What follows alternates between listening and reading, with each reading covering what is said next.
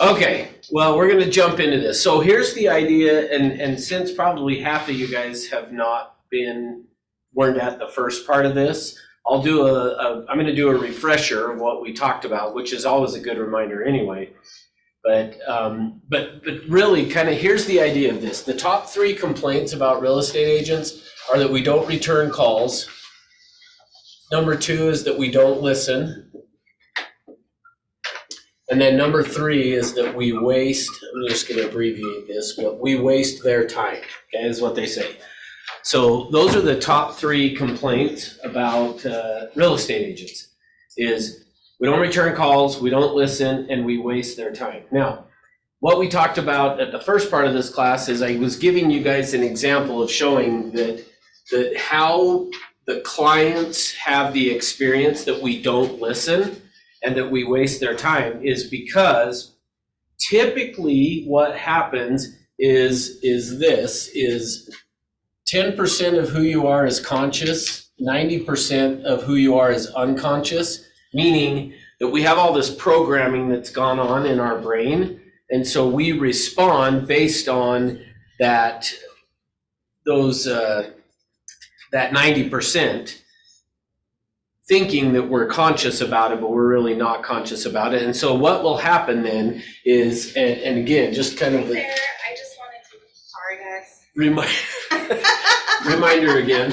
So they show up, and this is where this whole idea that we don't listen and that we waste their time is they show up talking to us about features of a house.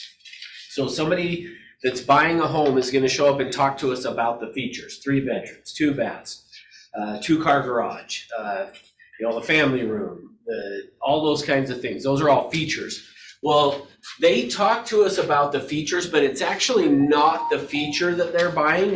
They want to buy the benefit that feature provides. So every feature in the house, and typically, and I didn't say this last week to you guys, so this is a good time to introduce it, is people will buy in 2s and 3s. So what I mean by that is people will, when they're looking to buy a house, they're looking for 2 or 3 benefits. And I told you guys last week that I'm going to give you what those benefits are, and I'm going to give those to you today.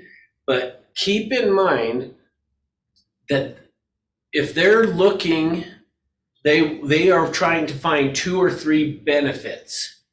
And if the property doesn't have those 2 or 3 benefits, they're not going to buy. They won't. And now what happens if it's a couple that's out looking? They might each have different benefits. Okay, good, yeah. What's going to happen is each of them is going to be looking for 2 or 3 benefits in this property. And if the property meets the benefits for one of them, but not the other one, the one will want to write an offer and buy the house. The other one won't want to write an offer and buy the house because it doesn't meet those 2 or 3. The other way you could think of this is you could think of it as key needs. So the idea of this class, when we call it needs analysis, is the whole point of this class is people are going to show up telling you the features that they want in a home, but it's not the features they're buying. It is the benefit that those features provide. So I'm hoping, is this making sense what I'm saying so far? Okay, so our job then is when somebody comes in and starts talking to us about these features, is we have to then get them to transition from thinking about the feature to actually thinking about the benefit that it provides. So now, for you guys that weren't here last week when we talked about it, I gave the example of if I said I wanted to buy a home high on a hill with a view of the city lights, that's a feature. Those are all features. High on a hill, view. Those are features. What typically happens is we then go and try to find homes that are high on a hill with a view of the city lights, thinking that's what they want. Bless you. But that's not what they want. What they want is the benefit or the need that home high on a hill with a view of the city lights is going to provide for them. So there's some benefit. So another way to think of it is this. So we talked about 10% of who we are is conscious, 90% is unconscious. Well, this 10% is the features piece. The 90% really is the benefits. So really what they're looking for, when they tell you what they want, they're telling you at this level, the features, and that's at the conscious level. But what they want it for is down here at the 90%. Now, I think we talked about this, but just to make sure, it is not going to be uncommon for somebody to tell you, I know what it is that I want, but I don't know how to explain it to you. You ever heard that before, Scott? That is not uncommon for somebody to say. I know what it is, but I don't know how to explain it. I'll know it when I see it. Well, that is just another way of them saying to you, I know what it is. It's down here in the unconscious. Like, I'll know it when I see it, but I don't know how to explain it to you.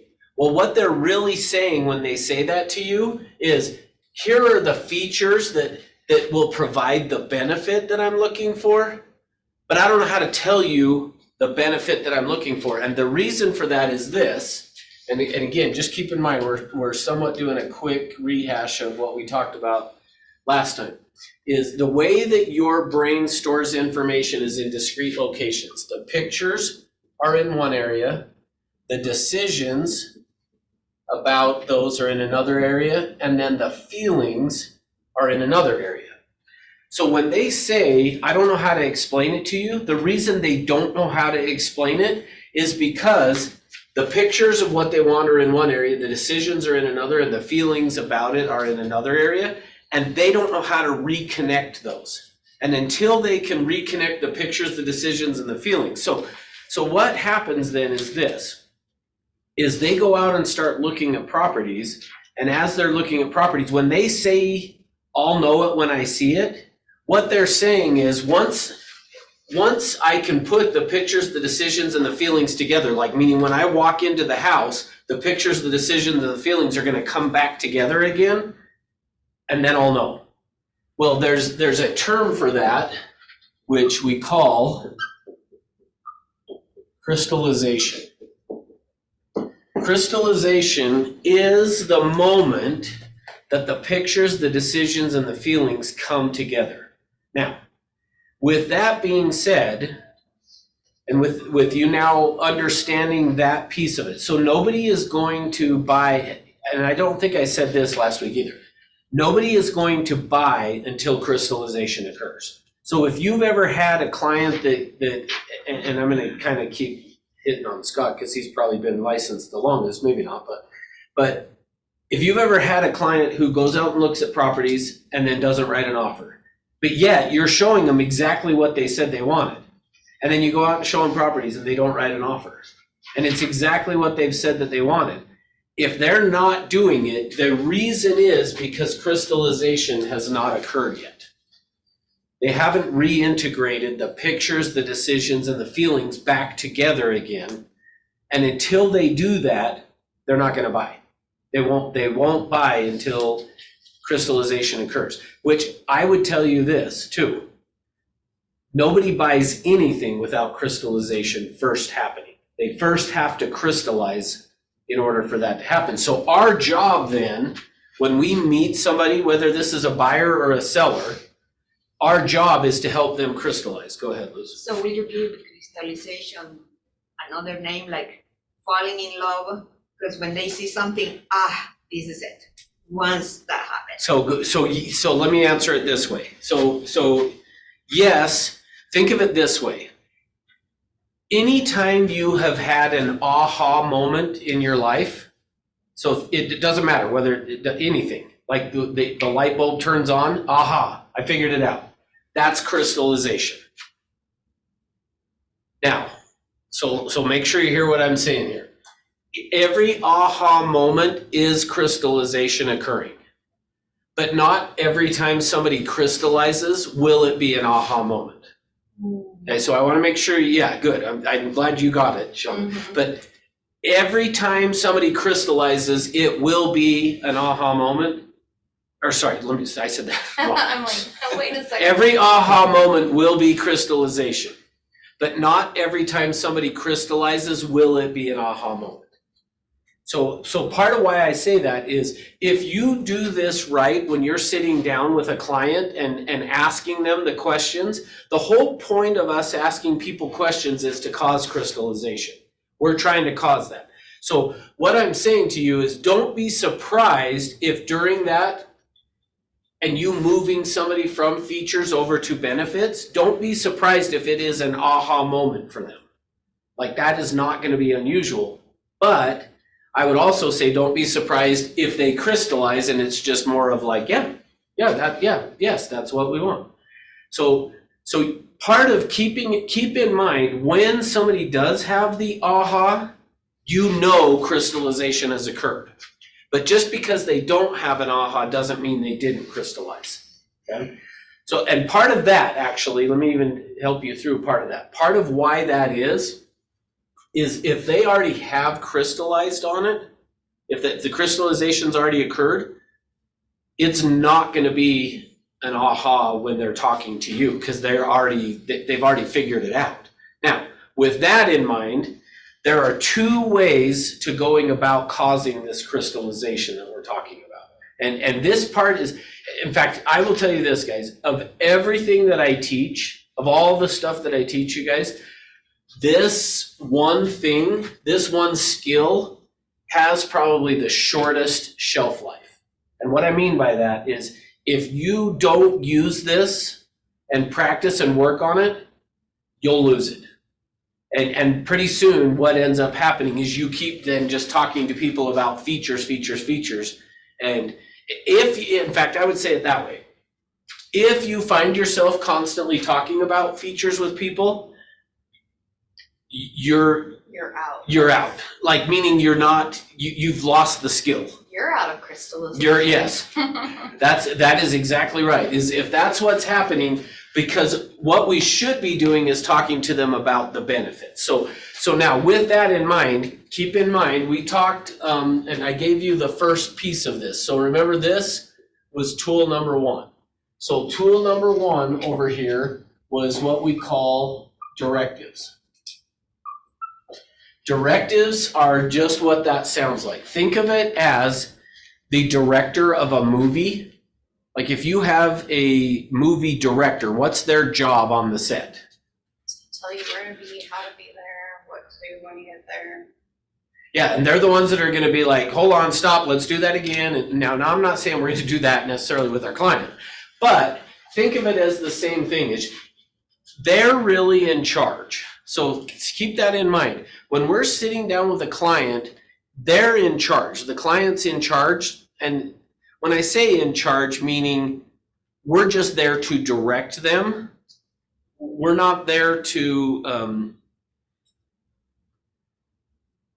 I guess back to what I said before. Is it okay if we let them buy the house they want? Yeah. But yet, I'm telling you, even though I know you guys don't fully quite get it yet, you get in the way of the clients buying the house they want all the time because we don't let them be in charge. We instead think, that we should. So it's one of those things where we're there to direct them, not control, but direct. Can I actually ask a distinction in that? Because one thing like I've been working on with my team is taking charge in a transaction and not letting the client like basically run you ragged. But also then we are still letting them be in charge of buying the home that they want. So what's the distinction between the two and Perfect. How do you? Yeah, great question. Yeah. So here's what I would say is think of it as we're going to provide this lane. And as long as they stay between this side and this side of the lane, they're in charge. The moment they're going to get out of that, then that's when I'm going to go, hold on. Okay. So yes, So you're right. redirecting. We still are going to we want to Yeah. be in charge of it. But if we do this right, they're going to feel like they're in charge. That's probably the better way of saying it is we're letting them feel like they're in charge, even though we're in the background directing it. And so the way that we do that then was through we are gonna ask the question of describe for me. And then with a buyer of a house, I'm gonna say, describe for me your ideal home. Now, when I first learned this process, when I first got trained in it, the way that I was trained and the way we said it was describe for me your perfect home, which I used that for years and years and years. I would sit down with a client, describe for me your perfect home. But what I've found in training it is that a lot of times agents have a struggle with that, because what you're gonna see here in just a minute is sometimes agents are worried. So I've changed it to ideal, not because perfect was wrong. Perfect still works. To say to somebody, describe for me your perfect home, still works. It's just I found in training it to agents, a lot of agents panic about it of, if you say describe for me the perfect home, what happens if they describe something they can't afford? Then you're in trouble. Well, maybe. You're only in trouble if you don't remember that it's not about the feature, it's about the benefit. And I think I said this to you guys last week. Features have a price tag, benefits don't. There's no, meaning see, somebody might show up and describe for you a home they can't afford. And in some ways, now I'm not encouraging you to tell, like, what I don't want you to do is sit down with the client and say, okay, money's no object. Like, don't do that. Don't say money's no object, describe the home you would have. But, let me preface that with but, to some extent, when they do that, the features that they would describe are still they're just gonna be a grander version of what's gonna satisfy the benefit. So in some ways, and again, don't do this, but in some ways, it might be easier, and I don't really think it is, so don't do it, because let me say it this way, in the short term, it would be easier. In the long run, it's not easier. But in the short term, to say to somebody, money's no object, describe for me the perfect house.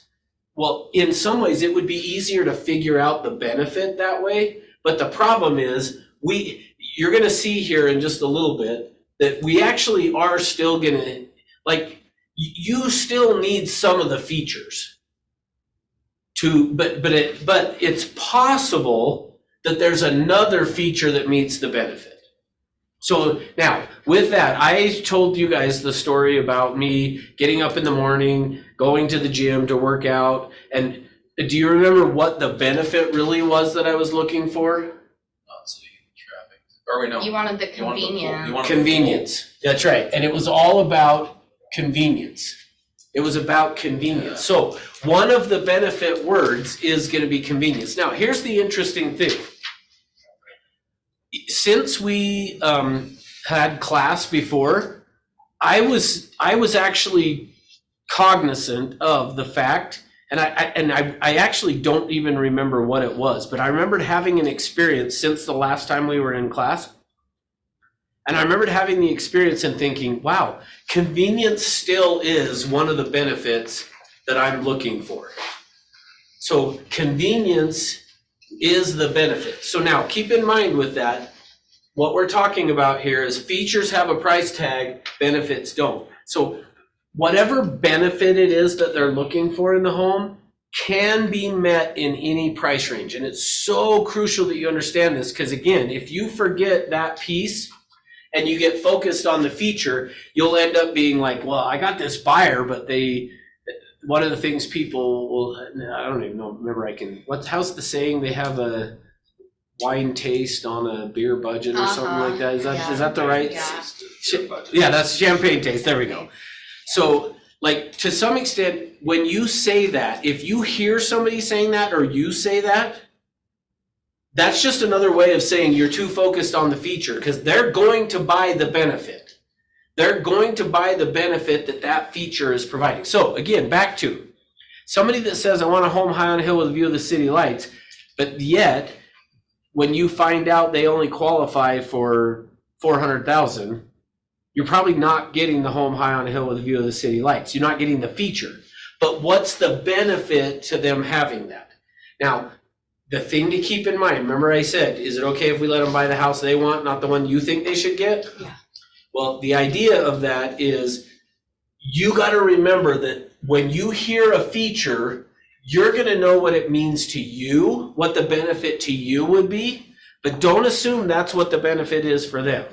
Now, it might be, it could be that they're the same, but the way that we're going to figure that out is now bringing this back to, we first got to access the part of their brain where the pictures are. So the idea of this, describe for me your ideal home, or if it's a seller, describe for me ultimately what you're wanting to accomplish.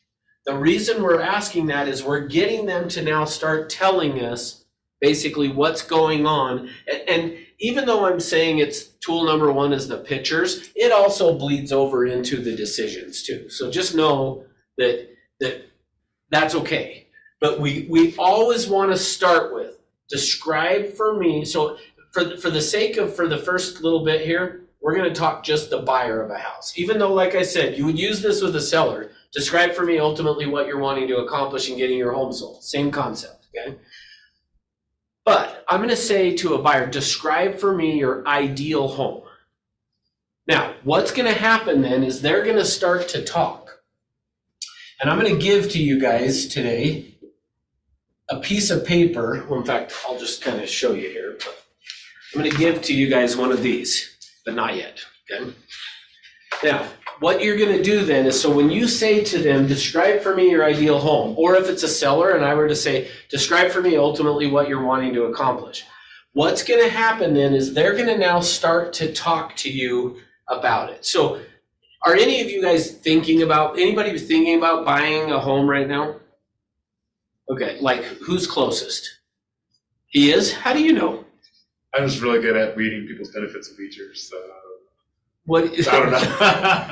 He's gonna be my agent. Oh, is he? He knows. He's like, you know what? This guy's out. Let's do this. So like, when do you think you'll be buying? Probably October. Okay, when do you think you'll buy? As soon as he finds me.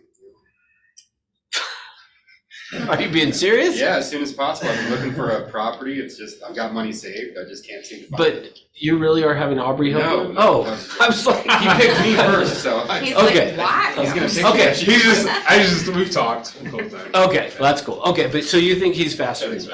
Okay, so then will you participate with me? Are you okay with talking about Sure, absolutely. what you're, okay, so now watch what will happen here. So let's assume I'm your agent. We're gonna sit down and we're gonna talk about it. So I'm gonna ask you some questions, maybe things you haven't thought about, maybe even things you haven't considered. Is that okay?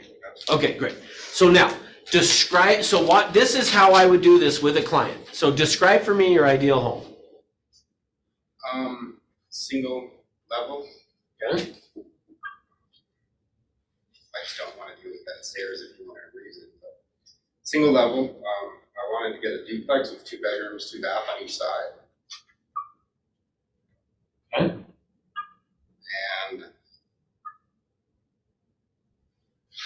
I prefer it to be upgraded or remodeled or in semi-ready condition. Okay, sure. What else? I'd like it to have AC, if not swamp cooler. Okay. Like to have a yard, like a backyard, large enough to fit a warehouse or a small garage kind of setup. Okay, sure. What else? I'd like it to be in Utah or Salt Lake County. Within a certain radius of this kind of area, I guess you would say. Price under $600,000. Okay, sure. What else? I'd like it to be a property that qualifies for an FHA loan. Okay. Awesome. You're doing great. What else? I'd like the person I'm purchasing it from to kick me back money for the closing costs and rate buy down. Okay. Cool. You're doing a good job. Keep going. To be honest, I guess a large driveway or the option to put in a concrete driveway on the opposite side of the property.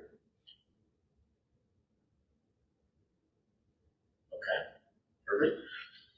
Keep going. Be in a mixed neighborhood, so a houses and duplexes, not just like a neighborhood full of duplexes or something that looks looks like it's only a rental income lot kind of a thing. Okay. Awesome. What else?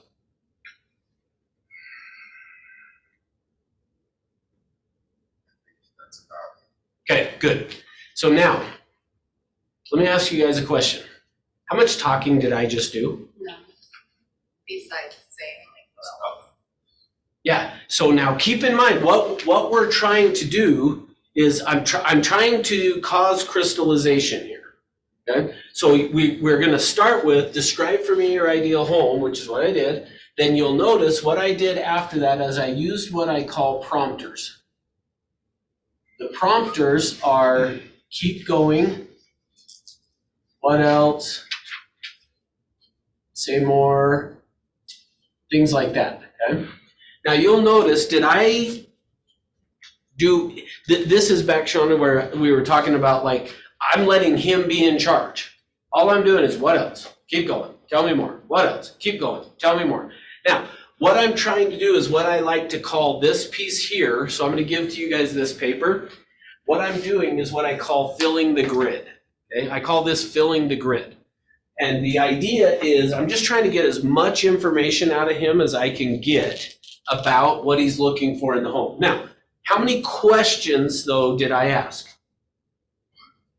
Yeah, I asked one question, and really I didn't even ask a question, it was more of a directive, which is why we said it is I describe for me your ideal home. And then I guess technically if you questions were what else, keep going, say more. But notice, like I had other, and this is a key piece, I had other things, questions that I could have asked. And a lot of times what I see agents do is start asking additional questions about all this stuff. mhm. But you're gonna get the chance to do that, just don't do it until you fill the grid. Because what I wanna do is I gotta get as much information out of him as I can get. So notice, and actually let me ask this, when did I stop? What caused me to stop? Him saying he was done. Yeah, see, as if you would have kept giving me stuff, I would have kept going, oh, wow, yeah, hey, you're doing a really good job, keep going. Oh, this is exciting, tell me more. Like, that's the way I would have kept doing that until he said, that's probably it, I can't think of anything else, I don't know what else to tell you. I would have kept going until he said one of those. Now, the other thing you'll notice is it doesn't really matter which box, like there was no rhyme or reason, I was just, But you did put a few things like in the bottom, you put two things in one box. yes, so yeah, thank you. That was my question too. Perfect, yeah, so what I tried, now, here's the only thing that matters. When you're filling this grid, the only thing that matters is that you can interpret it. If you can interpret what this is and it makes sense to you, that's what matters. So yes, anything that he said that had to do with like the financing, I put in this box. Anything he said about area, I put in this. Yard was here. Updated or remodeled, I put here, duplex there, one level. So think of it this way, as each one of these boxes becomes a feature. And I'm just gonna get as much about the features as I can. That's the first step. Okay, go ahead, Mike. So say he misses like something like the location or like the house size he wants when you try to instigate that. Good question. So the only thing that I will ask about, if he didn't say it, which he did already, but if he wouldn't have said location, I would ask location, but actually I probably wouldn't have done it until after he said, that's about it. Once he said that's about it, if I didn't know location, then I probably would say, okay, so where's this gonna be located? What area are you thinking? But I would have waited until he said that's about it before I'm gonna ask anything else. So now even on size, square footage or things, I'm not gonna ask at this point at all even. I'm not even gonna ask on that. Same thing with price. If he wouldn't have brought up price at this point, I would not bring up even price yet. I'm going to eventually, but here's why. Because features have a price tag, benefits don't, and right now all I'm concerned is I gotta figure out what are the 2 or 3 benefits that he's looking for in a property. And once I know those 2 or 3 benefits, then we can go. So I'll show you, really, we still gotta go through tool number 2 and 3, After tools 2 and 3, if I didn't have an idea on price, then what I would have done is this. Let's kind of skip ahead. Is I would have said, hey, so David, I got a great feel for what you're looking for in a property. So how are you planning to pay for it? FHA loan. Oh yeah, see, he had already told me, but if he hadn't, I would have just said, so how are you planning to pay for it? And then what are the answers gonna be? Loan or cash? And if he says loan, great, who have you talked to? If he says cash, perfect, I'm gonna need a proof of funds. I just need a letter from your bank saying you have funds in excess of, how much did you wanna spend? So, but I'm not gonna, I probably shouldn't have done that, because don't do it during this, because it doesn't matter. Because again, the reason it doesn't matter is I'm trying to get to the benefits, and because again, and I hope I'm underlining this enough, you can find the features or a feature that will match the benefit. Maybe not the feature, but you can find a feature that will match the benefit in any price range. So at this point, I don't really care what the price range he's looking for, because I got to get to the benefits. And because until I get to 2 or 3, he's not buying. Once I get to 2 or 3, then he'll buy. Okay?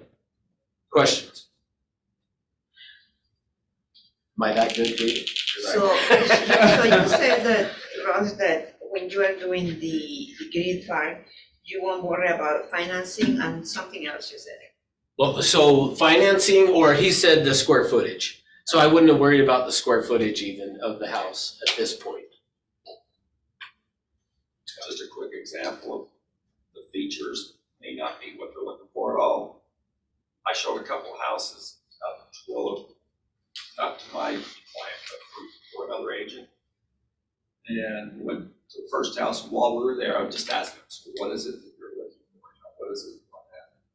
They list us, I don't remember what they all were. And the next house we went to didn't match any of what they just told me, but that's the house they fell in love with, and that's when they wrote an offer on and got under contract. Yeah. And in my mind, I thought there's no way they're gonna want this house because it was a wreck. But that's the one they loved. I So feel you like just never know. more often than not, a lot of times what people tell me they want, what they end up buying are not the same thing. Yeah, and the reason is because in the beginning, they're just telling, keep in mind, they're looking for the benefits. And in the beginning, they're telling you the features that they think are going to meet that benefit. But it's very possible, and in fact, I would say likely on the ones that buy something different, they just found out that there was a different feature that met that need. But I guarantee you, if you had in the beginning found out what the benefit was, you would notice when they go to this second house that doesn't match any of the features, it will match up with the benefits though. And it's no different than the example that I used with you guys where I told you, before I bought the home I'm in, I was like, I want 1 acre of land. And like that would have been a huge piece of like, don't show me anything if it doesn't have an acre. Yet then I went and bought a home with a 1/4 acre, but it has a park right outside of my backyard. So it met the need that I was looking for, which wasn't convenience on that one. That one's, the benefit was recreation. It met the need for recreation, but I don't have to maintain it, which for me, that's even better. Like I love the idea that I've got a park right in my backyard that I can go use, but I don't have to maintain it. It goes back to convenience. And it's tied back to, you're right, I didn't think about that, but somewhat convenience of, I don't want to be out doing it. Like, even still, I don't want to be out working in the yard and all that kind of stuff because I would rather go and have fun doing something else.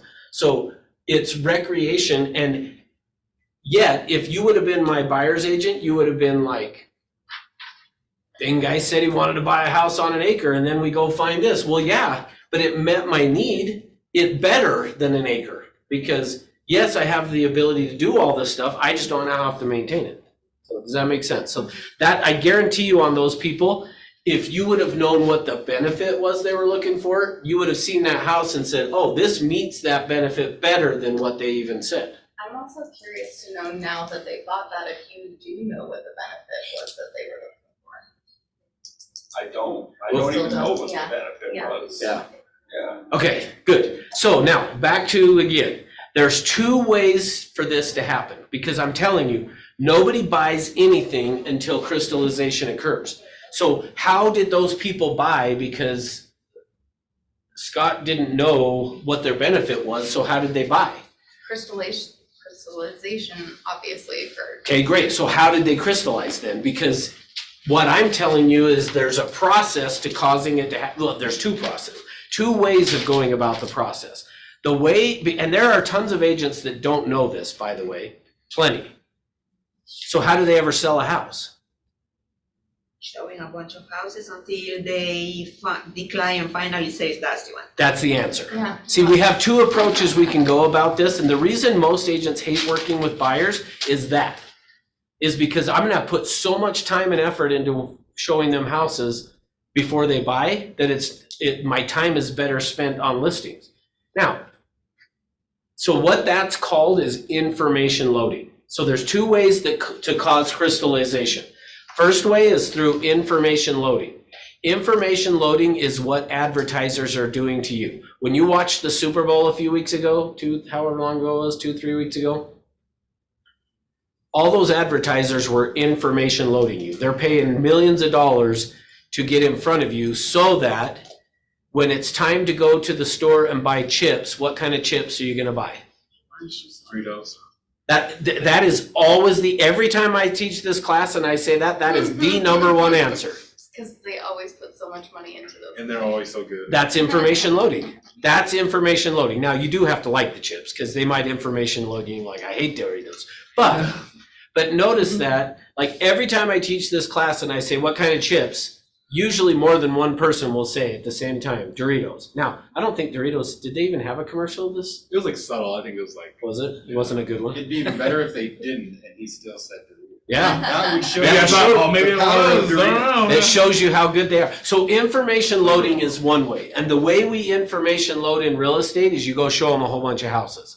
And then eventually they, at an unconscious level, when they're looking at houses, they're slowly figuring this out, and they're seeing a house that maybe has a different feature than what they said, but they notice that it meets their need. And then they go to another house that has a different feature that meets this need. But pretty soon they start to figure it out. So that's one way to do it. The other way that we can get them to crystallize is through what I'm teaching you right now. And it starts with, describe for me your ideal home. They're then going to give this information. Okay. Now, once we've gotten that information, and so keep in mind the other thing that I mentioned, but you got to give positive feedback. That PF stands for positive feedback. So what I was doing with David was he was saying this stuff, and I didn't do it on every single thing, but I would, every now and then I was going, hey, you're doing a really good job. Keep going. Okay. Or you want to say, wow, that's really interesting. What else? Oh, fascinating. Tell me more. See, if they feel like you're interested, and I should have told you guys, and I apologize, I didn't. I should have told you I should have either had you come up here or at least told them to watch you, because at some point I was saying, okay, what else? And you were like, like it was forcing you to do this. That's the idea of these directives, is we're forcing them to start digging down into, okay, well, so what else do I want in a home? Does that make sense? Yes. Okay. Now, so once I've done that, the next step, so remember, this is going to be tool number 2, but we're going to do a bridge. Tool number 2. We're going to do a bridge from tool number 1 down here to tool number 2. Okay. Tool number 2 is called modifiers. Okay. Now, but before I get to modifiers, because here's the thing, sometimes, and I never know what's going to happen. Sometimes you say to somebody, describe for me your ideal home, and then you would say, keep going, what else, tell me more, keep going, what else, tell me more. And I might fill up this whole entire thing and have more information in each one of these boxes and just have tons and tons of information, which, by the way, let me pause for a minute and go back for a second. Do you notice that I don't have anything assigned to these boxes? And you'll notice when I give this to you, like I don't have yard, location, price, bedrooms, baths. Why? Why not looking for features? That makes Well, Okay, good. and good. those might not be important to them right off the bat. But what if I have it written, what if I have, and he didn't really say much about this, what if I had written on one of these boxes, kitchen? Then he's gonna feel like he has to come up with something about the kitchen. But even Or before your- that, I'm gonna feel like, your oh, expectation yeah, is- all of a sudden now I'm gonna go, well, what about the kitchen? You now- might be bringing things into them that muddy the waters that aren't Thank important to them. That's exactly right. The reason I don't have any features listed here is because, is it okay if I let him buy the house he wants? Now, here's the danger Plus, that, that's limiting. what's that? To do that, you're limiting. Yeah, Yeah. and Yeah. here's the other thing that, so this is where you gotta be careful though, because every one of you has, well, in fact, let's go to do this. Aubrey, Yes. just off top of your head, like what's probably the most important feature in a house for you? Backyard. Okay, so now guess what Aubrey is gonna have a tendency to do when he's meeting with a buyer? If they don't bring up a backyard here, guess what he's gonna wanna do? Bring up the yard if it's important. No, he's gonna wanna bring it up because it's important to him. And remember I said this last week, all of us assume that eventually everyone else will figure out we were right. We all assume that. You assume in every area of your life that eventually everybody else is gonna figure out you were right. Yeah, my instinct was to want to try and talk him out of that house, because I'm like, really? You really want this? And That's why? what that's Why? what I wanted to do, but I didn't. But why would you want to? Because for me, it was like, no way, how can they want this house? And why? Why would you think they wouldn't want it? Because it's not what you. Because of what they told me earlier, Okay, one thing. okay, good. So for one thing, it didn't match what they told you earlier. Exactly. Would you have wanted to buy that house? No. See, that's the other thing, is if you don't like the house, you won't want them to buy it either. So keep that in mind of that. That's why I say, so be cautious, or conscious, maybe is even a better word, of if the features you like in a house, like so a backyard, if you find yourself constantly talking to people about the backyard, remember this conversation. Is it okay if to let them buy the house they want, not the one you think they should have? That's when I say that, that's what I'm meaning, is because I'm that way with a garage. Like, I'm sorry, I'm not buying a house. In fact, my brother-in-law, I have a brother-in-law buying right now, and he didn't use me, jerk, but he used my son, but but I still feel like he's a jerk, because my son lives in Pocatello now. Like, how much help is he gonna be? But anyway. But a broker, you're super busy, he's not. No, there's more to it than that. But, Yeah. but He just wanted to help the small guy. not- that is not- part of not it. the That big is deal. that is part of it for sure. But but here's the thing that I will tell you is, so my brother-in-law, when I was talking to my brother-in-law about this, so he's having this home built right now in Harriman, and I told him, I was like, okay, like, make sure that when you're deciding what upgrades and stuff that you're gonna do in your house, keep in mind the things that you can change later versus the things you can't change later. And then I used, for example, and so to prove my point to you guys of how we do this, I would never buy a house without a 3-car garage. Meaning, like, if it was a starter home, fine, that's okay, I'm okay with that. But for me personally, like, the next house I buy is gonna probably have a 4-car garage, not even a 3-car garage. So I wouldn't even consider buying a home that is a 2-car garage. So my brother-in-law the other day tells me, in order to do some of these other upgrades that we want, we're not gonna be able to do a 3-car garage. And I'm like, you're an idiot. Like, you should do a 3-car garage. Now, part of that is part of it is me of like, I wouldn't buy a house without it. The other part of it is from an agent standpoint, I'm like, you're gonna have a hard time selling the size of house you're building with only a 2-car garage. People are gonna, like, it's gonna cost you more than what the garage is gonna cost you when it comes time to sell. But still, is it okay if we let him buy the house he wants? Yes. We should, right? That's the struggle. All of you have something like that. Because I wouldn't buy a house without a 3-car garage, I didn't have any other conversation about anything else with my brother-in-law other than I still think you should.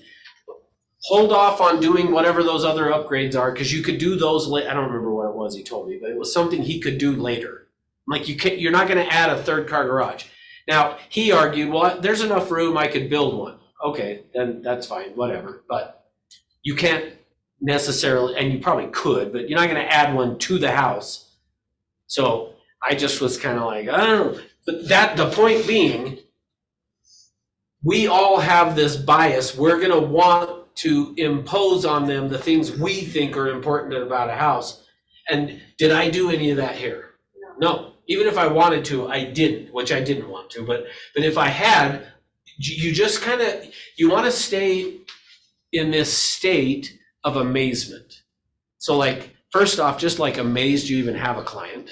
I'm just kidding. But Einstein said the highest level of our thinking is when we can stay in this state of amazement. Like we aren't, basically what that means is we're not judging anything, good or bad.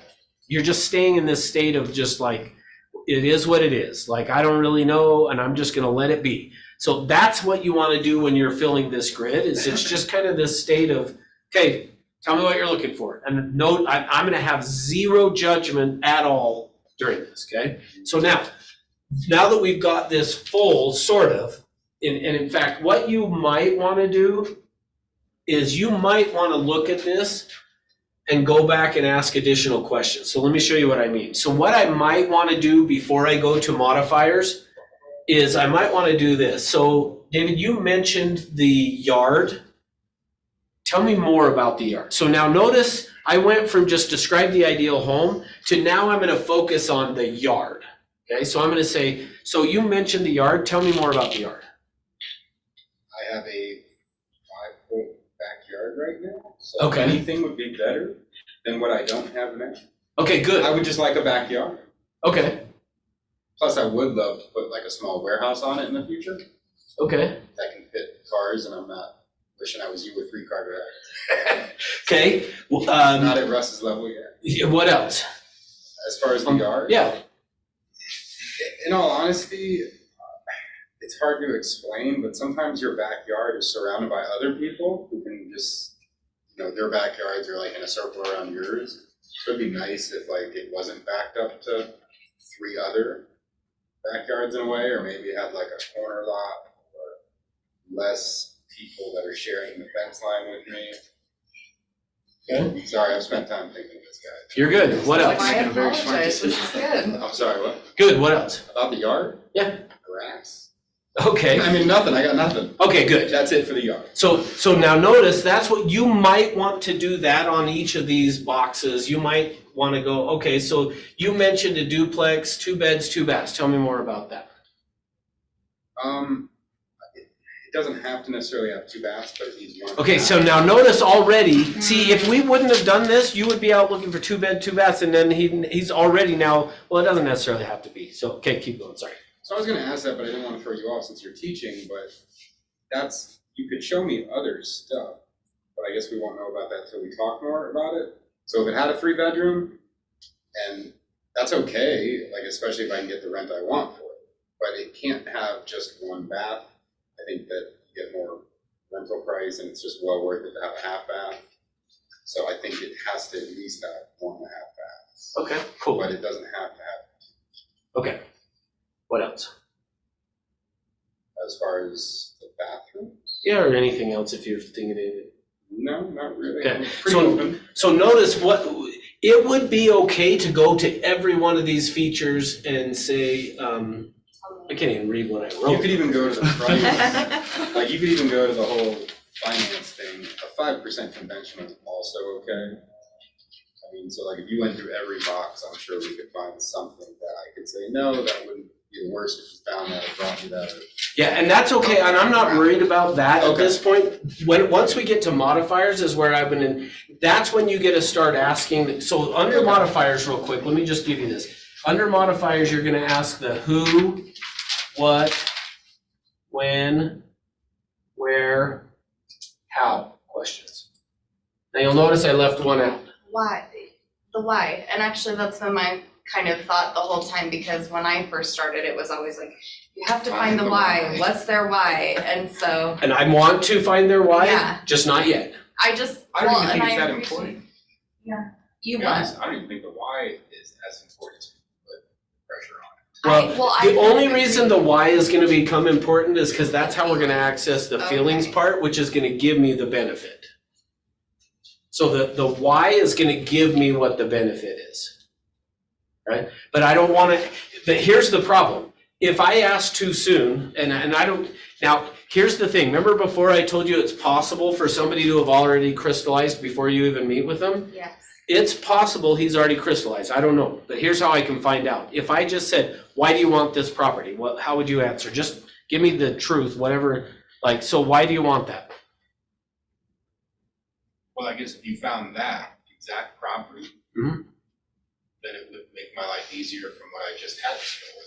Okay, perfect. That is not one of the benefits, just so you guys know. When you get an answer like, oh, it'd be great, it'd be just what I need, it's perfect. What that tells me is actually, I don't think you have crystallized yet really of why you want this. There are 15 benefit words, which we're gonna talk about in a minute, that until we land on, and he doesn't have to say one of the 15, but he's gotta talk at least enough that I can go, oh, but saying, how did you just say it? It would be So when I better. described that property, it's because I just bought one that I had to fix up. So when I think about everything I told you there, it fits the things I don't like about what I previously did. Yeah. But, I mean, the reason for that specific property is so that I can move into it as a owner occupied, rent the other side, and then move out in the future and rent both sides. So that is an investment property. So now I'm getting an idea, we're close on the benefit, but we haven't, we're real close. Let me just say it that way, okay? So, but keep in mind, if you ask the why over here, they may not know yet. And so they'll say things like, well, it just would be perfect. But, so the why comes in as part of tool number 3. I hope I'm not getting us too off track, but I'm thinking of like prospecting, right? And the goal is to set the meeting and the prospecting. How much of this are you asking in your prospecting calls? Because a lot of like what we were coached in our scripts is getting to the why or who, what, when, where in the phone call. But then I'm assuming this is more of like a meeting, like you're sitting Yes, down. this is a meeting. Yes, and so where's the line there, I guess? So- Or how much do I you think wanna as get soon as you into? pique somebody's interest, it's willing to sit down with you, and now Yeah. I'd rather go with a face-to-face to find out all that. Yeah, Yeah. don't, in fact, I would say don't try to do this over the phone. Mm-hmm. You probably could do it over a Zoom or a FaceTime, you could, but So you'd still Just- stick with the scripts, our original scripts of like, you know, just getting some clarifying questions. Well, then let's sit down. That's why we Yeah. can sit down and talk. Yeah, about so it. you're- Okay. the whole point of prospecting is to set an appointment. Yeah. That's it. That's it. Don't try to get them to crystallize during prospecting. You just want to get the appointment, then we can sit down and Okay. talk about it all. Okay, so now, before I even go to these modifiers though, remember, they buy in 2s and 3s. So I've gotten now up here, what, how many? I've got 7 things. So now, hopefully, and granted, keep in mind, we are interrupting this because I'm teaching, like, and we're kind of, I'm shorthanding it a little bit, meaning if you were sitting down with the client, this would flow better than it is right now. But the thing that I'm gonna do once I feel like I've covered all of this and that he's given me all the information, which, by the way, sometimes like on the yard, when I asked, so hey, tell me more about the yard, and he said, I've got a 5-foot backyard, so it's just gotta be bigger than that. Like, that might be all that there is to it. Other times though, I may have said, tell me about the backyard, and he might have got, well, in fact, actually, since you already said it is, tell me about your backyard. Since that's the most important feature to him, watch how much information he's gonna have for me. Well, I'm assuming. Yeah, the 2 dogs, little baby boy. My wife likes nature. We want to make sure they have privacy, protection. We go out of town a lot. Want to make sure we can have the dogs a place to go when we travel. They have a place they can run around and poop and stuff, not on our couch. Okay, what else do I need to know about the backyard? Has to be fenced in. Has to be big enough for my dogs to run around. Grass would be great. Don't want some trees would be great too. Don't want too much heat beating on the dogs. Okay, so I actually I'm surprised, because I thought, especially, now, keep in mind, one of the things he mentioned, you said your wife likes to, Be out in nature. Be out in nature. She likes to just sit outside. okay, so that's something I would have just made a note here and tucked it away. And then during modifiers, I would come back and ask, hey, you mentioned that your wife likes to be out in nature. Tell me more about that. And then he would have, I don't know what I would get. Like if he would have said she likes gardening, then I would have just said, oh, well, what kinds of things does she grow? How often does she spend time out there? How much room in the yard does she need? Where would it need to be in the backyard? Like that's when I can now ask all of these modifier questions. So keep in mind, during the fill the grid, I'm just taking notes of what he's saying. Then I'll come back to it, okay? So, but now that I've got this full, the next step is I'm gonna say, okay, so Dave, I got a clear picture of what you're looking for in a property.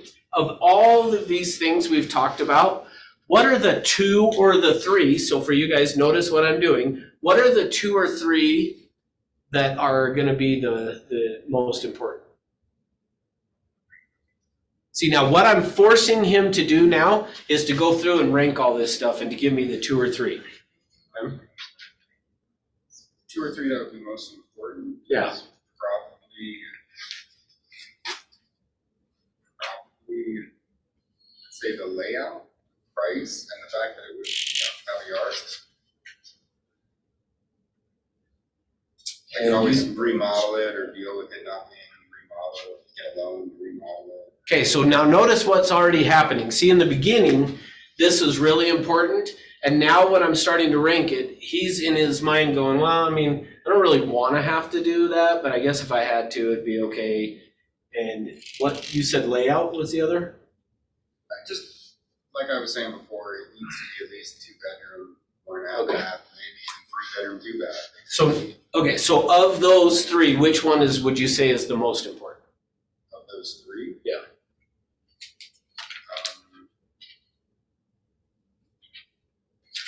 Probably the property and the yard, Yeah. that kind of stuff, And then which would be number 2? the price.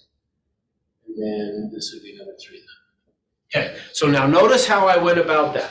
I didn't say, okay, give me the 3. I said, give me the 2 or 3. So if there were only 2 that were important, he would have told me 2.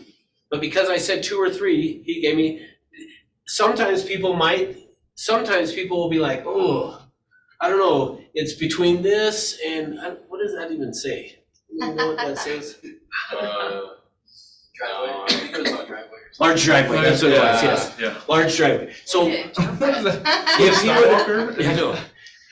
If he would have said, oh, I can't decide between this and this, like, it's okay if they have 4. But the reason I'm approaching it the way I am is saying, give me the 2 or 3, is I'm letting him decide, is it 2 or 3? And if it was 4, that's fine. If he said, well, the large driveway is just as important as everything else, then I would have gone, great, that's number 4. That's okay. Like I'm trying to figure out what are the key needs that he's gonna have. So now that we've got that, I'm gonna start with the yard. So I'm gonna take this box now, the yard, and I'm gonna come over to these modifiers, and now is when I'm gonna ask who, what, when, where, how questions. So the way that I like to start this is I start it with another directive up here, and then I'm gonna come over here and ask modifiers, okay? So this is what it would look like, is I'd say, okay, so David, picture yourself, now notice how I'm saying it. This is a directive. Picture yourself in the backyard, tell me what you see. So that's a directive. I'm like giving him like this command, really. Picture yourself in the backyard, tell me what you see. 2-car garage. Okay? Probably an ADU in the back there Okay? for friends, family, rental purposes. Fenced in so that you could have dogs, find things out of Okay? and, probably some shade, nothing that's getting beat up by the sun constantly. Okay, sure. We're offering no shade or Sure. that That's really about it, I'd say. That's about it. Okay. So you mentioned the ADU and having friends. And so now, in fact, I want you guys to help me. What questions could we ask him about the backyard? But your question has to start with who, what, when, where, or how. So what questions would you want to ask of him based on what he said here that are who, what, when, where, how? I will ask, he mentioned shade, I'll ask what kind of shade is he thinking? Okay. Trees. Okay, ask it. So when you mention shade, are you thinking trees? Nope, he has to start with Oh. not are you. Don't do are you, do you, have you questions. It has to start with one of these. The reason why is because as soon as you say, well, I should have let you finish, because you were gonna say, are you what? No, Well, no, finish what you were gonna say. I wanna hear. I was thinking, what kind of shade is he thinking? No, I know, but you were gonna say, are you thinking, and you were gonna give him some options. Yes. So do that, because I wanna show. I want not to do, right? Well, and I'm gonna show you why in a second here, but I shouldn't have interrupted. I should have let you do it first, so go ahead. Okay, are you thinking like trees or location of the ADU? What is, elaborate more about this So, shade? so, Trees would be good. okay, good. So here's the thing. So when we say, are you thinking, and then we give them two options, do you guys remember the, if you wanted to know what was going on a mile away, should you ask a giraffe or a turtle? You remember me saying that? And there's no right answer. Well, they're gonna choose, so if you said, are you thinking trees or the ADU, he's gonna probably choose from one of those. What if that's actually not what he's thinking? So that's why we have to start it with, so now do it again, but ask, you gotta start with one of these. So you mentioned shade. What kind of shade are you thinking? Yeah. Shade from trees. Okay, good, yeah, so you could say, where is the shade coming from? Either one, that would work, so that's good. So now we know trees. So just kind of keep in mind, I know some of this may seem like ticky-tack that I'm saying it, but I promise you, by saying it this way and letting them tell you, you're gonna get a better result than, are you thinking from trees or are you thinking from, whatever? Because now I'm not sure, I don't. Yeah, he might be like, I don't know. Maybe the ADU does. Okay, go ahead, you had a question. Yeah, so I mean, like, how far into, this is probably going backtracking a little bit. How far do we want to get into this when cause I can ask like questions like, okay, like, I mean, what kind of dogs do you have? Like, as building rapport, like, when do we kind of step into the whole, like, Right, during this. okay, so that is stepping into like, Mhm. you know. So back to yours, when you had brought up dogs, one of the questions I would have asked you about well, in fact, you said dogs too, didn't you? Yeah, but I think that's pretty relevant if somebody were to ask me what kind of dogs you see in the backyard. Well, no, that's not what I would have said. What I would have said is, so how many dogs do you have? Oh, okay, I don't have a backyard. okay. So, but if you had a backyard, what do you, Please. okay, so, but so with you, Aubrey, where you had already mentioned dogs and stuff, Yeah, I would have just said, so what kind of dogs do you have? husky pit bull. Oh, okay, and how many? Two. So I might have started with how many and what kind are they and how old are they? All of that, anything, as long as it starts with who, what, when, where, how, you can ask anything you want. And yes, asking some of those questions around the dog, but here's why I would have for sure. Because even when I asked you over here, Aubrey, about the dogs, or about the backyard, it kept coming back to, it was over and over, it was about the dogs. Oh, okay. Good. So what I'm learning from it is the dogs are really crucial part of this for you. Yeah.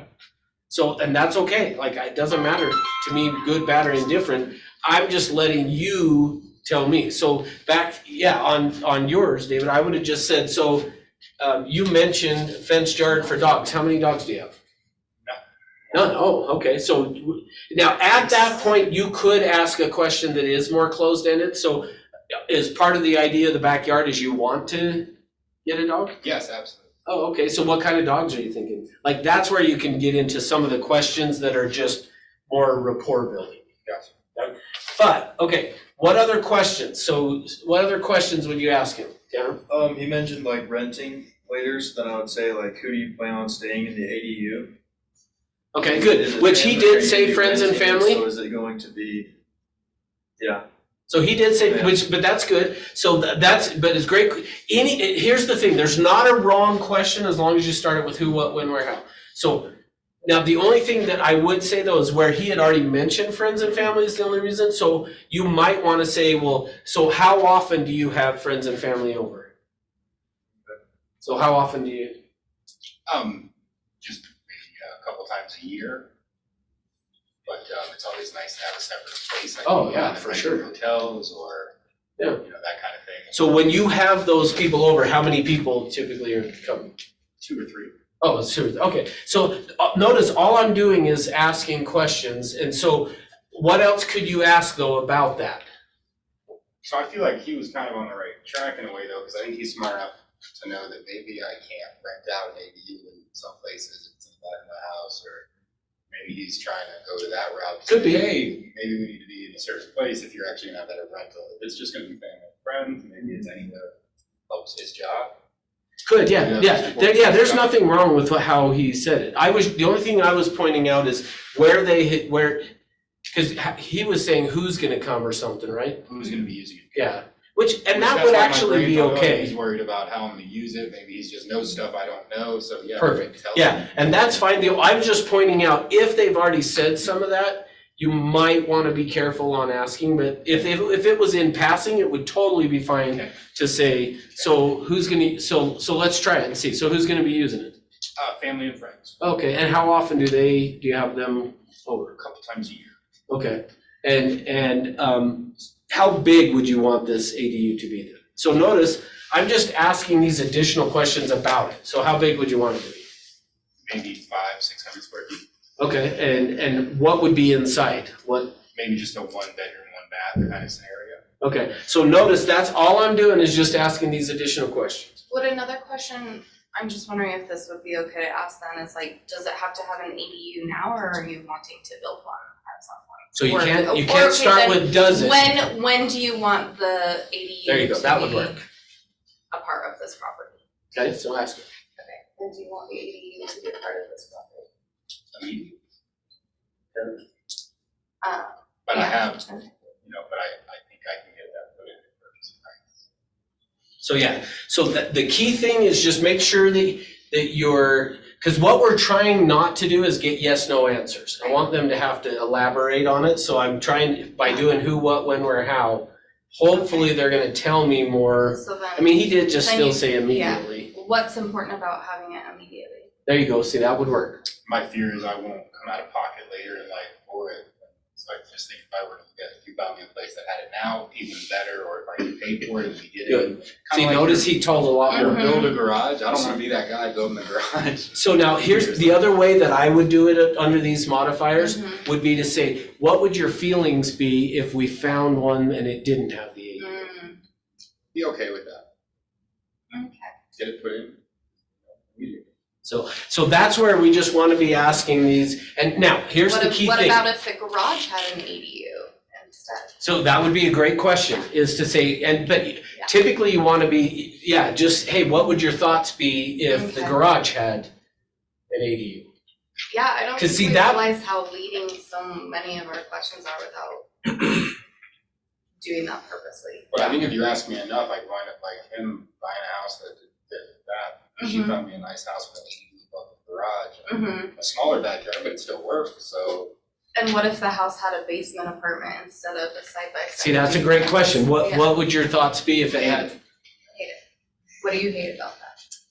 Upstairs, downstairs living, you know, it had to be a new build in order not to feel like here, things or feel like. See, those are great questions. That's what we're doing. And Okay. part of when you're asking these questions is it's helping you know Mhm. what will What work, to what look for. won't work, and you may be giving them some, like, my example of the home high on the hill with a view of the city lights, I might be saying, well, what would your feelings be if I found you one that was in a canyon surrounded by nothing but trees? And if they go, oh, yeah, that actually might work.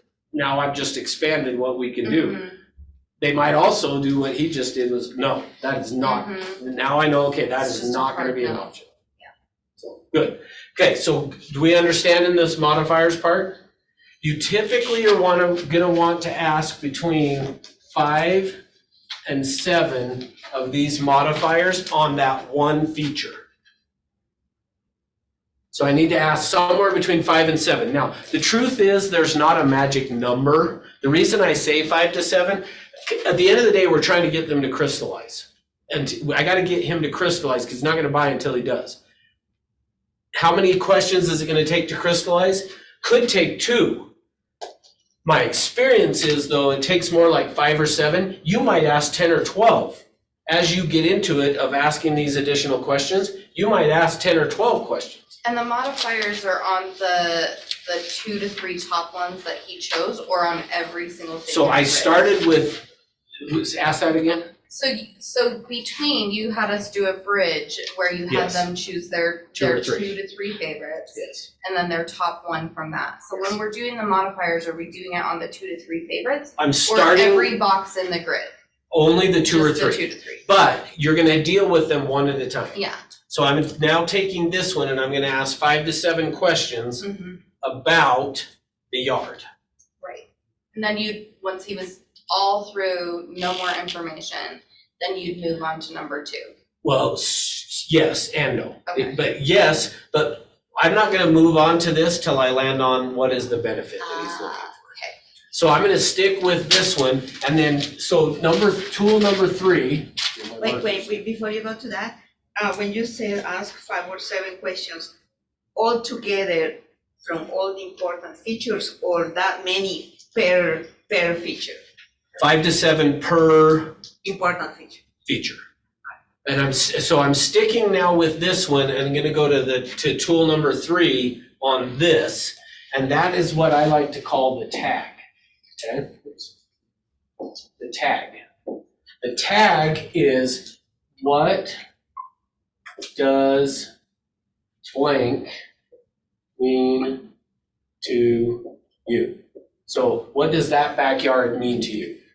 Or you could do, why is blank important? Okay, so I'm gonna say, so David, what does having that backyard, so we've now just asked all these questions, we've been talking about it. Hopefully he's pictured it, we've talked about the decisions he's made about it. Now I'm gonna try to bring what the feelings part of it is. So David, what does having that backyard like that, what does that mean to you? So I got a whole other world I don't have now. Okay, but so now so again, what that just told me is he hasn't crystallized. So I might then say, but so why is that important? Why is it important to have that? Backyard. Yeah. To be able to get a dog and spend time, family out in the backyard, have space. My wife and I are thinking about having a kid. Okay, so what does having that space then, what will that do for you? Make life better, And why? or happier, or Yeah, but why? See, now we're to the why. Mm. you know, honestly, just to have that space, I guess, is what I was thinking. Yeah. Other things I wanna do, spend time at home, not having, or having what I don't have now. Okay, so but why would it be important for you to have that, I guess, is what I'm. Now, so if I were actually doing this for real, which by the way, guys, I'm shorthanding this, I would have spent way more time talking about this. So what I know right now is he has not crystallized yet. He might be close, but I probably needed, if you ask and they don't tell you or talk around one of the benefits, what they're telling you is you need to get more information for him to land on. So, And I think we're close. Hang on one second. So, you mentioned being able to, you wanting to start a family and all that. So,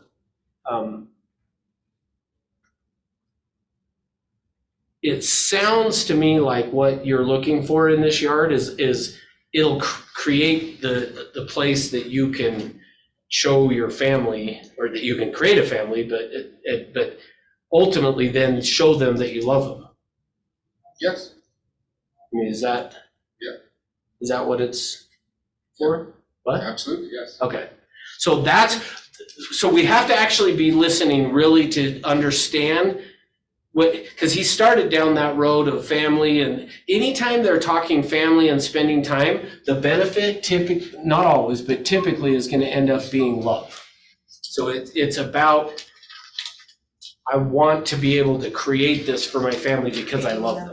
And that this is gonna be my way of providing or showing them that that's what I'm looking for.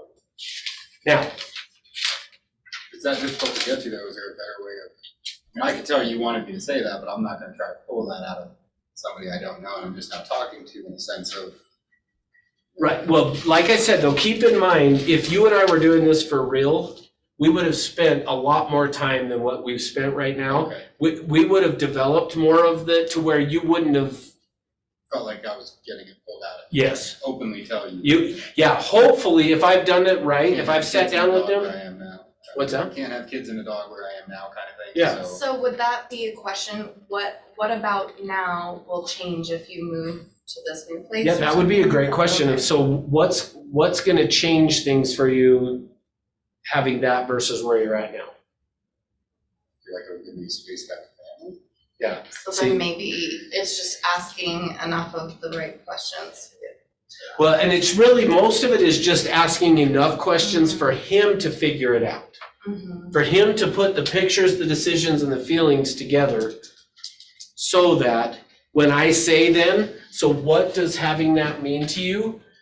That he says, well, it's just what I was talking about, like, we're ready to start a family, but where we're at right now, we can't do that, and so, anyway. Yeah. Go ahead.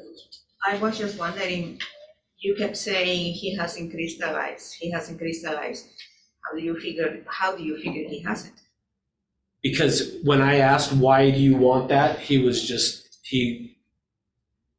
put it into words. yeah, he wasn't putting it into words. Now, part of it is, again, I'm shorthand, like, we would keep interrupting it for me to talk about it. If I was sitting down and taking him through this whole thing, we would have gotten there really easy. My real benefit kind of trumps some of the other stuff though. And what do you mean? You So know, we still haven't got to your full why. no, but in a sense, I guess if we were focused more on family and why it's important to move and actually to have a family, maybe we could play with some of those. They're not as important as showing me that. Okay, perfect. Wait. Say that again. I want to make sure you guys heard what he just said. Say that So again. now I think talking to Russ and finding out maybe more of like a better reason of why I would want to do something, then, you know, maybe I'd be more open to Russ changing some of my boxes as long as it still fits that goal, because now I feel like that's the goal. And is that real? Yes, sir? So that's what I want you guys to see. Did you know that before today? No. See, But that's the fine. truth is, actually, you did. I'm breaking down. What did you say? Avoiding the whole I'm thing. avoiding having a kid thing, so yeah, but yeah, absolutely. See, that's what I want to make sure that you guys understand is that's once you help them see really what he's looking for in a house is the ability to start having a family. That's what he's looking for. Mhm. See, it's not about, and thank you for saying that, because a lot of this stuff all of a sudden now falls away. Mhm. And we can play with some of this other things. It doesn't, see, remember I said in the beginning, you could say to somebody, describe for me your perfect home, and it would be okay, because once you get them to crystallize, it doesn't have to be perfect. Meaning feature-wise, but it does have to be, whatever he does buy has got to create the scenario that he can feel comfortable with, I'm okay to start having a family now. Does that make sense? What if your neighbor's yard had an ADU your family could rent out, but yours didn't? I'd have to like my neighbor. So, but those are the Or type of hate my questions. neighbor. But so the idea though is under these modifiers is we're asking the questions for two reasons. One, to create that rapport with them, but two, we're helping them discover, and by asking, what would your thoughts be about this? How would you feel about that? What if it did this, or what if it didn't do that? Because we're trying to figure out which of these things are like absolutes and which of these things are no. And like I said, once they land on, really, that's what I'm looking for. It's kind of like, yeah, I don't know that some of this other stuff is as crucial anymore. And like you said, we're asking about a neighbor, or you could potentially even be like, well, what if there was a hotel Yeah, across the street, yeah, or or Airbnb down the or road. an Airbnb? And if they said that's fine, then now we don't even need the duplex anymore. No, does that make sense? Okay, so now once I got that, I would label this, the yard, I'm just gonna say family, but what I know is it's about love. So, so now for me, this is how this changes things. See, now if I go out and show David properties, I'm not gonna talk about the backyard. I'm gonna say, does this yard look like it would create what you're looking for your family? See, I'm not talking about the features. I'm gonna keep talking about the family in the backyard. Because that's what's important. And then he's looking at it from the standpoint of, is this gonna make me feel comfortable to start having a family? And if it is, he'll probably buy it. If not, he's not gonna buy it. Can we flip it for a second, going to Aubrey's question last week when it was saying, okay, we're doing this, we're talking about buyers, but saying if Yep. it's sellers as Great. well. Yes. Would you do anything differently? How would you word it if you? Great question. So the only difference, and this is why I like to do buyer first, so this is a great time to talk seller. The reason I like to talk buyer first is when you say to somebody, describe for me your ideal home, they'll give you a lot of information. If you said to a seller, describe for me ultimately what you want to accomplish, well, so Aubrey, you're doing that. Tell what responses do you usually get when you say, ultimately, what do you want to accomplish in getting your home sold? They're gonna say, I want to make as much money as possible. okay, what else? I want to move and not be homeless. So they want to buy a house and sell their house at the same time, and yeah, so they want to make the transition, basically a smooth transition or transaction. Yeah. Okay, what else? They want to. And now keep in mind, he's thinking of everybody, not just like one so Right. part of where I'm going with this is what I've found with sellers when you do this, filling the grid is usually gonna be 2 or 3 things. Okay. Like you're only gonna land on typically 2 or 3 I things wanna to be begin closer to with. family, I wanna get away from family, I wanna make. Yeah, the I right hate my amount of money. neighbor, I Yeah. wanna make more money, I got a job transfer, like Okay. whatever. So the filling the grid is so here's the difference. On the seller, you're typically gonna have, on the buyer, you can do one directive. Describe for me your ideal home. With a seller, you're gonna have to say, tell me about your past experience working with agents. And then you're gonna write that down in the box. You're gonna say, tell me what's important about pricing. And then you're gonna write that down in the box. And then if you remember from the listing presentation class, I'm gonna at the end say, so Aubrey, what are you most worried about in getting your home sold? What's gonna keep you up at night? And then they're gonna tell me whatever they tell me and I'm gonna write it down. Then from there, I'm typically with the seller, because you're gonna have fewer things typically, I'm gonna come to these modifiers and then just start asking who, what, when, where, how questions about, so Aubrey, how would you feel if we were able to get an offer to get you to your family, but it maybe wasn't for as high as a price as you'd like? So, and ultimately then all I'm trying to figure out is what's Where more their important threshold is, The Yeah. motivation. yeah, it's a different way of finding the motivation besides just straight out, just saying, well, would you be willing to reduce your price? Like, it's a roundabout way of saying, which is more important, your family or the price? And see what he That's a says. really good way to deal with people who are super stuck on a price but have a really Yeah. big why. So because I'm getting him focused on the why. So what, you're saying you want to be with the family, well, what happens if we get an offer, but it's not quite Price that you. where it's at? Anyway, so yeah, that's how I'm gonna do the difference with the seller is, with a seller, you're gonna ask a lot more directives to fill the grid. Then we're still gonna come into here of, who's gonna be making decisions and what would be a deal breaker? How would you feel if you get an offer and it blah, blah, blah, whatever. Yep. Then we're gonna do this, so to land on the benefits. So now let me give you guys this. And this has the 15 benefits. So my recommendation would be, of course, you can always come and get one of these from me again, but is use this as like a master copy and make photocopies of this. Oh, look at that. I printed the exact number. How's You're that? good. So you see the 15 benefit words there, okay?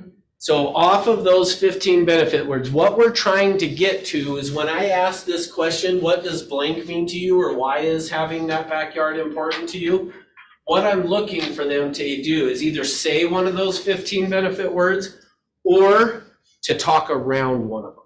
So like I said, usually when people talking family, that really is love is the benefit they're looking for, but they'll say family.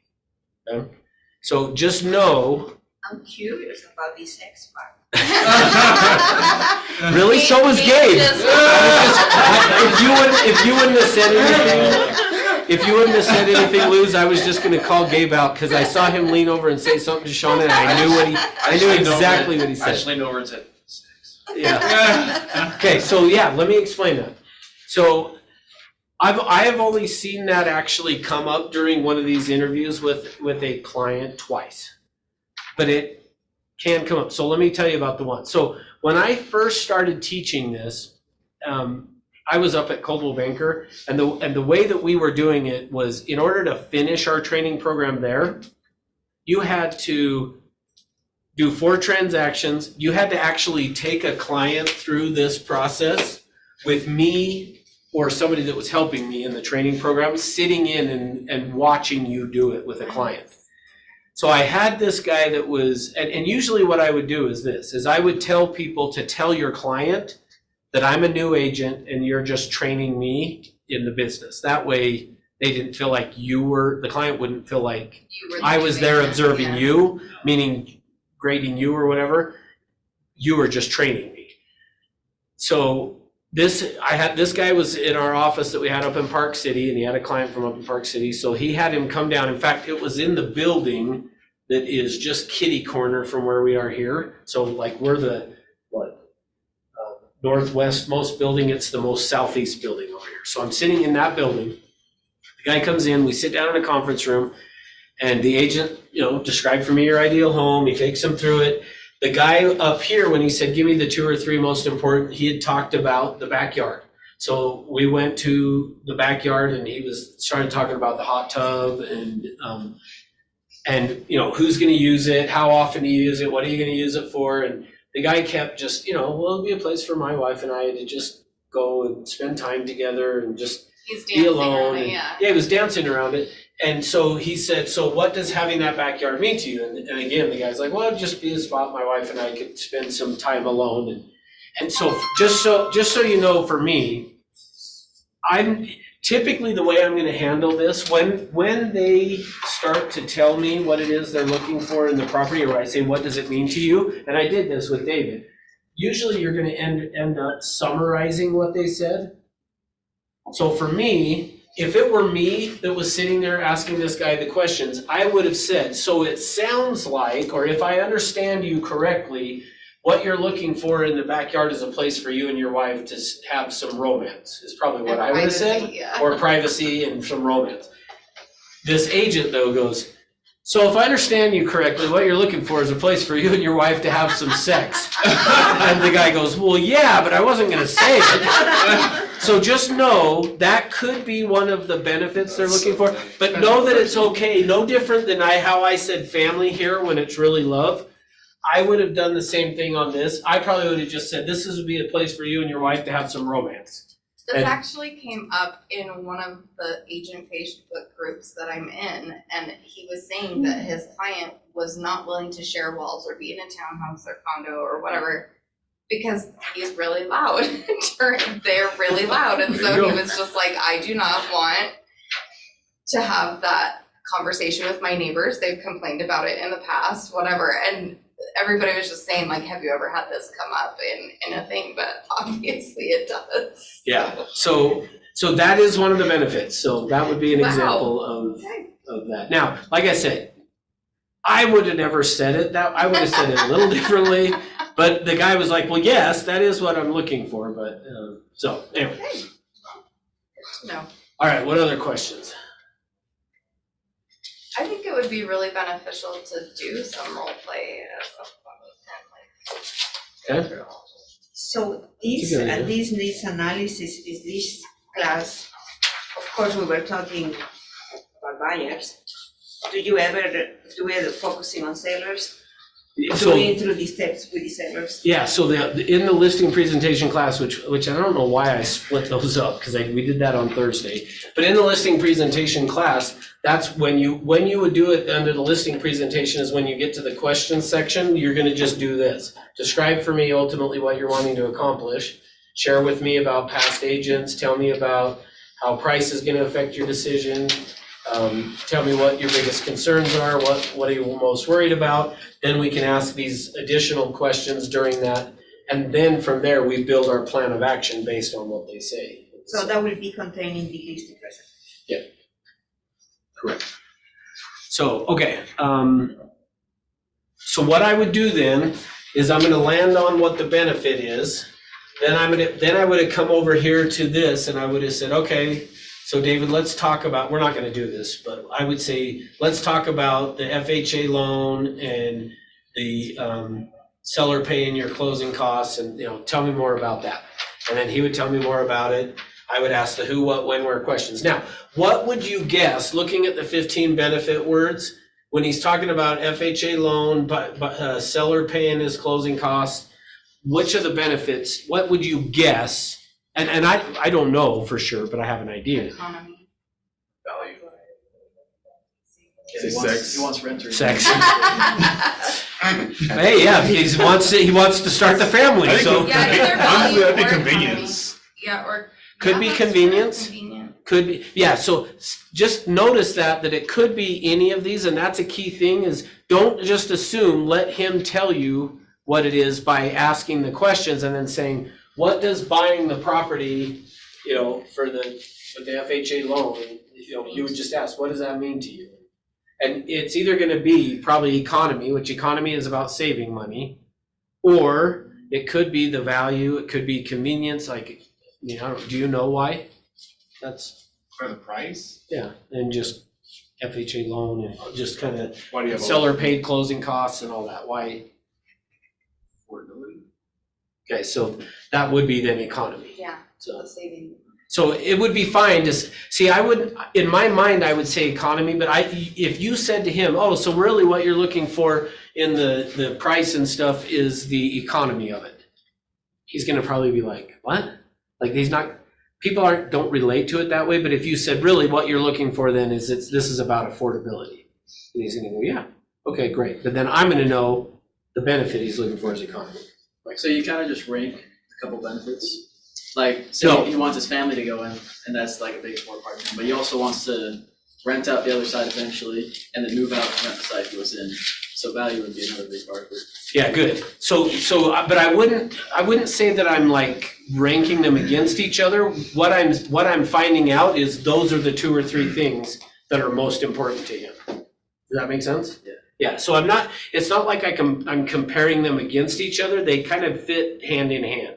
And if you take him to a property and it doesn't meet those criteria, he won't buy it. But as long as it'll meet those 2 or 3, then he's good and he'll buy it.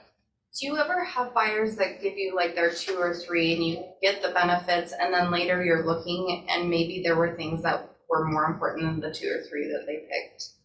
I wouldn't say that I've found that there were things that were more important than what they picked, because when you say describe for me your ideal home, Yeah. they're gonna tell you the important things. Now, is it possible that they think of something they forgot to tell you? Yes, that is possible, like that you've gone out and you start showing them a property and then they're like, oh shoot, I totally forgot. They'll see something in the house and be like, I totally forgot to tell you that we do not, we will not, whatever.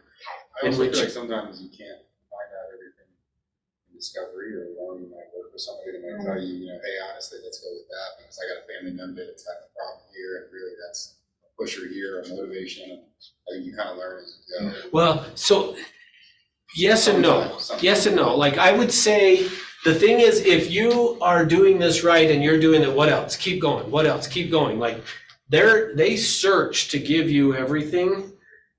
Now, is it possible things change? Yes. That's possible that like, hey, I know I said this is what we want, but we just had a death in the family and my brother's kid's now gonna be living with us. That's possible that like something happens, a life event happens that has them like, oh, change of plans. all of a sudden something else. They're not holding out on you, they're not telling you everything. Yeah, pretty unusual that that's gonna happen. Like I say, every now and then you might have somebody that forgets to tell you something, but pretty rare. But not uncommon if you got to a property and they're like, oh, I forgot to tell you, we can't have a bathtub like that or whatever. So just so I'm making sure I'm clear, this is part of the buyer's presentation and so how do you, because I was always taught try to keep it about an hour or whatever, but if you're going through this, it could get really long. And then you're going through the contract and like, so at what point are you, I guess I'm assuming this, after we're done with this, that's when you're kind of like, how do you feel about working with me? Correct. Or- Yep. Okay, Yeah, so what you're gonna do is taking them through this whole thing, if it's a husband or wife, should be 45 minutes to an hour. okay.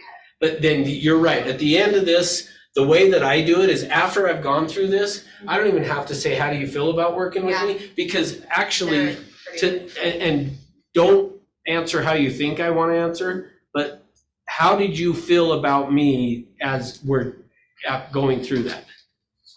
Like if you weren't an agent and I was. I'd say, like, if I didn't know you, I'd be like, wow, I just gave that guy a lot of info, that was a lot to go through, let's go ahead and You've already. jump in. and It see creates if this he connection. got that. Yeah. And- He would feel like this guy understands me. Well, and I just invested a lot of Yeah. time and information. So, right? so then what I would have done is this is how I would have done it, is let's assume we went through all this. I would have then talked about money. I would have said, okay, so how do you plan to pay for it? And he would have told me, and then I would have said, so David, let me tell you how I work. I'm gonna go out and look at every home in the market in your price range, but I'm only gonna show you the ones that actually meet the needs that we've talked about. And in my experience, it's about a 10-to-1 ratio. So if we go look at 3 or 4 homes, I will have previewed 30 to 40 homes. I'm willing to do that, provided that during the time we're working together, you'll commit to working exclusively with me. Is that okay? Great. I have got an agreement that just states that and need you to sign it. Then I'm gonna have them sign the bylaw. So you don't stop and say, okay, and then summarize this whole conversation we had to get me to feel that you really understood me, you just kind of move into, guys, great, now that I know what you're looking for, this is how I want to proceed. Yeah, I would just be, because we should, like, we would have already spent 45 minutes or something Already with shown you them. doing all the talking and me just, I'm telling you, it creates this feeling with the client, this connection, a bond where they're like, this person understands me. And so it's very easy to get them to sign I just be like, okay, David, I've got a really good picture of what we're looking for, what you're wanting in a home. And so let me tell you how I work is I'm gonna go out and look at everything in the market in your price range, but I'm only gonna show you the ones that meet your needs. And in my experience, that's a 10-to-1 ratio. So I'm gonna look at 10 to find one that would work for you. So if we go look at 3 or 4, I will have previewed 30 to 40. And I'm willing to commit that time, provided that you'll commit to working exclusively with me. And at that, they're gonna be like, yeah, of course. So you don't set up hot sheets for them necessarily? You're No, I just probably like, could. oh, okay. Yeah, I might. Now, We're not that's- getting into Century 21 or Everest or Ash, working with you, all this stuff. I'm not gonna need to. Not gonna- Now, if they had questions, then maybe, but I'll tell you what, if they have questions about that, I didn't do a very good job with this. Because if I do this right at the end, they're like, no, you get it. Okay, there's no point to They don't- establish. Yeah, they don't care If I about said it. no, you're not gonna blame it on the fact that maybe I didn't find value in Century 21. No, Because really, they're buying you. not because at the end of the day, you're the presentation. Okay. So really quick, I know this is probably based off of a condition and an objection. I have a listing appointment tonight. He's wanting to move next year. He's wanting to meet with me today. It's great. I'm like, okay, like, why would you be meeting right now? But like, would you go through this process to figure out, on the side of the seller, as far as that's concerned? To get them to either, say, hey, why are you doing a year instead of like right now? It's kind of the same thing, kind of the same process. So yes, so that's the other thing you want to do is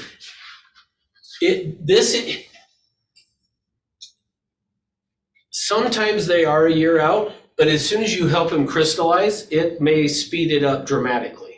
He also might be saying that to give himself space to make a decision Correct. and not wanna commit to Correct. it right away. Correct. Yeah. But so yes, I would say go out and just go through this. Probably what I would do though is if you figure out through asking all the questions that he really is a year away, then I would just, rather than closing on him, I would just say, all right, well, let's do this. What I'm gonna do is I'm gonna get you, once a month, I'm gonna give you a phone call. We're gonna talk about what's going on in the market, see if anything's changed with you, if you have any questions for me. And then once you're ready, we'll get started. I was gonna say, I have a guy who wants to sell his mechanic shop and build townhomes. He was on a 5-year plan, just from stopping in every couple months saying hi, he's now on like a 3-year plan. And it's Yeah. been 2 years. I was gonna say, you keep doing that and it'll happen 6 months. You never know, Yeah. so I think sometimes that Home to, helps. Liz is home tonight. Yeah. I'm going over with the Well, you sign might, in the locker. yeah, no, do that. I would say do Doesn't that. matter. Find a rental for it. Or He with wants to like meet Russ, with you. where he Right, yeah. didn't think he was gonna be moving at all and then moved a year later. I mean, I just think, I think the goal is always to get them to, you know, tell you like what they're like the Well, secrets. so go find out what's driving it. Do you already know what's driving it a year from now? Retirement. Okay. He's already retired though. Oh, He wants to move to Florida, okay. but I don't know. I think maybe his wife needs to retire. I don't know. Yeah, But he- so that's what he- go find out, because if there's a condition, so there's a difference between an objection and a condition. And if it's a condition, like such as, I'm not moving to Florida because I work and I gotta retire first and Yeah. my retirement's this way, here, this date, and this is why it's gonna be that. Like I have to vest fully in the I mean, whatever it is, you know, that's what's gonna drive it, then that's a condition and you just, okay, we'll just stay in touch. But he told me my home was like the highest value right now, maybe I wanna sell it right now. That, I was gonna say, that's the question is We know what, it's- so yeah. what would your feelings be if home prices started to drop and or increase in Florida? mm, Yep, that's true. Cool. I'll let you know. I'll follow up. Okay, so Thursday is the SOI class. So we're gonna go through, I'm gonna teach you how to work your sphere of influence and to create one if you don't have one, basically. And so anyway, 11 o'clock on Thursday. Okay, thank cool, you. thank you for the half-hearted clap, I appreciate it. I was fully hard in it. Wait, I was in that class. There we go, and he's standing, that's much better. All right, Luz, I won't erase this. Oh, Oh, now I can? well, I was here, Ross. I'm just. So I wanted to talk to you about the open house idea. Yeah. Let you know what I did wrong. Oh, okay. So I had to lend her comment, if you remember. So I didn't know if you wanted to really have me tell you if it was good or bad, or if you had your opinion on why maybe it's not good to have a land. So the short answer of why I think it's not good is because they already think you're there to try to sell the house. Mhm. And having the lender feels like you're, like, hey, we'll get you qualified, you can buy the house right now. That's the only reason. As long as they're, because what happened? We only had 3 people. Yeah, I wouldn't. I don't That's think kind of weird. anything I'm like that. I'm listening to like 1 and 1 and 5. It was nice. Yeah, that little. Papers were there. Not- Gives you somebody to talk to. Around, gives me somebody to talk to. So I'm But not one going guy to from when I was was like out of state, 20 minutes bored. lives in Field appointment. New York, Get people work on. Or And start start selling selling people. but he Honestly, honestly drive tried down, block down, Like, like knock no. down there. Maybe. what kind of different lending options are. I'll text you if, Lasted like maybe a 10-minute I'll get conversation. down there early and. And then he brought it back to me. Are you going home right now? What if I bought a house like Yeah, this or a condo? Oh, you what okay, can rent out for but I- 6 months? Later this week, The least amount. I would. So that kind of brought that conversation Okay, on. I sure, don't know yeah. if it really had that. No, for sure, yeah. I could have told him to Let's- call. yeah, let's talk Could have tomorrow, called we can him, figure it out. Could have worked around it. We do, man. But then again, I only had 3 couples come in to pick us out, so I don't know, that's why I thought Yeah. I'd just bring it up and see Just if- my experience with having them there is just what you don't want to do is have them think you're trying to sell the that house. home. Because then they relate to you as that house and they don't want the house, so now they don't need you. And I want it to be, I'm your resource regardless of what house you want. Cool. Just curious. Yeah. Cool. Didn't find much of a benefit. Yeah, no, there's, yeah. What was your- there. Dave, sorry, we haven't met. Mike, nice to meet you. Nice. Welcome. Holy shit, this thing. Good place to be. I think you made the right jump. It took me like a year to get over here. I just kept stopping into the building, hoping somebody eventually would be like, I'm gonna move your license over, just go take a test. I signed up for a pitch Well, for 'cause where were you? like a